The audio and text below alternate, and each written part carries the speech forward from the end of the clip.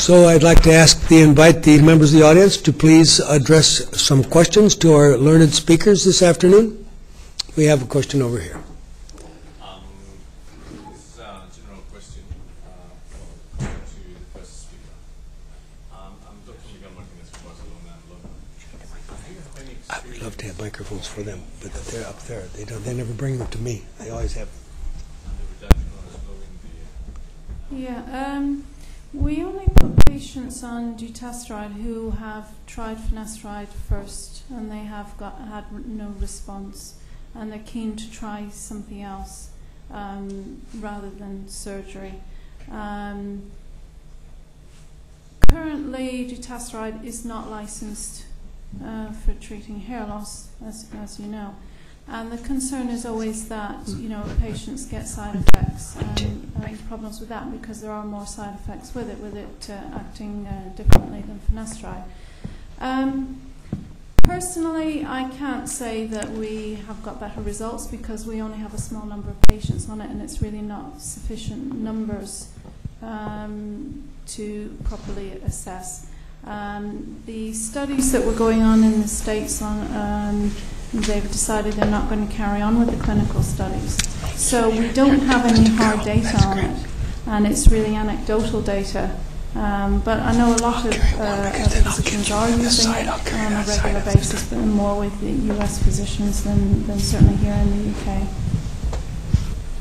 May I give some additional information? What's important is, as an endocrinologist and very much involved in cancer prevention, I may say that when you take finasteride, men always add genistein to that because finasteride inhibits the 5-alpha reductase, and the 5-alpha reductase is an enzyme which is normally very useful because dihydrotestosterone is converted to 3-beta-adiol, which is an estrogen beta receptor stimulator.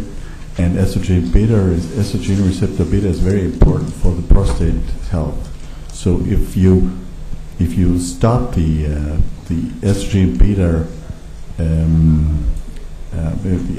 beta stimulation in the prostate, you might increase the prostate cancer much more earlier with finasteride, which has been shown in the finasteride study as well, as you do it without, So it's good to put genistein as a soya product to this, just to stimulate the estrogen receptor.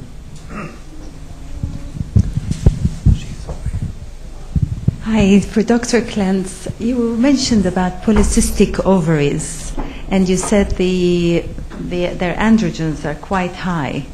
But you stopped, you didn't talk more about it, and I'm more interested about knowing about polycystic ovaries. And I've got a patient who they gave her cyproterone acetate and to suppress the androgens, and she lost quite a lot of weight, like about 2 stones in a matter of 6 months. But her hair loss is even getting more, and I think that her hormones are haywire, and even though her androgens are low. But I would like to have more information about it, please. Yeah, the main story of the polycystic ovary syndrome is that the polycystic ovary syndrome is a metabolic disease. As I have tried to show you in the short time that the diabetes genes are involved in this hyperandrogenism, and the story is that at least metformin is the best treatment of PCO syndrome.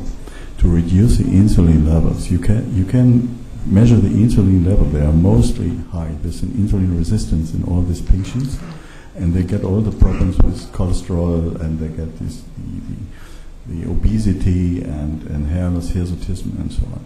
So the best, if you take metformin, you can reduce all the things. Only with metformin. You must not even use hormones for that. Mm-hmm.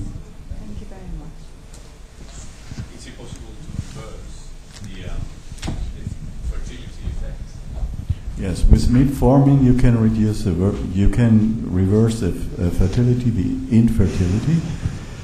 That's very good. But these women this is a genetic defect, the PCO, which is probably the same genes. They are not really found yet, even not in the European Genome Project. But they might be the same genes which are involved in the diabetes. And so far, if they have to take all their life the metformin if they don't want to get back the obesity and hirsutism and all the things. Or gestational diabetes, or hypothyroidism. Yes. Yeah, right. And the dose is 500 or? Twice a day, 500 twice a day is a minimal dose. Thank you. I'd like to ask Dr. Clance, since we do now have a superoxide dismutase called glicidin that seems to work orally, has anybody started to use that in vitiligo or any of these other conditions? Are you aware of anybody taking advantage of this knowledge of the involvement of SOD? Yes, we use it. We use it in cancer patients at the moment. This is very, very interesting medication. We didn't use it for skin treatment yet, but it probably is in the case you measure the failed activity of the SOD2 or SOD1, especially in the case of ALS, which is very, very close to these genetic problems. It might help. Thank you very much for this idea. And I was very interested, since you mentioned matrix metalloproteinase inhibition, because I worked with Wobenzyme for many years because we saw significant reduction in metastatic tumor growth in cancer patients. And just so everybody thinks about it, if you're a tumor trying to get larger in a patient, if you cannot find space to get larger, it might inhibit your growth.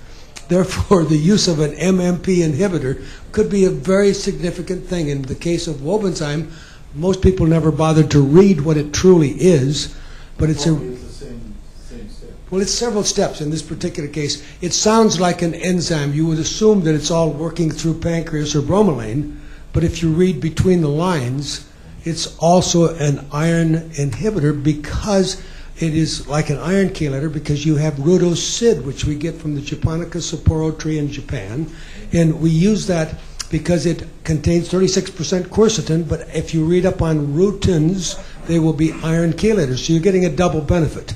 There's a lot of evidence that inhibiting iron would be very useful as a strategy in cancer patients, and now you're getting the double benefit of an MMP inhibition. But I was very glad to see these kind of knowledge coming to the fore in skin aging. And interestingly, this is from Nature. This is not from, the Munich Gardeners paper. The point that we're making there is that what he's saying is, in the case of Wobenzyme, widely available in Europe for many years, widely studied as a natural anti-inflammatory, you're not fearing all the problems we had with Celebrex and Vioxx. Here you get your anti-inflammation and you don't get bit later with lawsuits. So, are there more questions? Well, I think we've been very fortunate to have this distinguished panel. I have learned a lot this afternoon, and I thank all of you, and I hope you continue your fine work, because it's no fun to stay young if we can't look young, so we need all of you working very well. And I would like to thank all of you for attending, and I hope all of you have learned as much as I have, and we look forward to seeing everybody back same time next year. Stay tuned for more developments. Thank you all.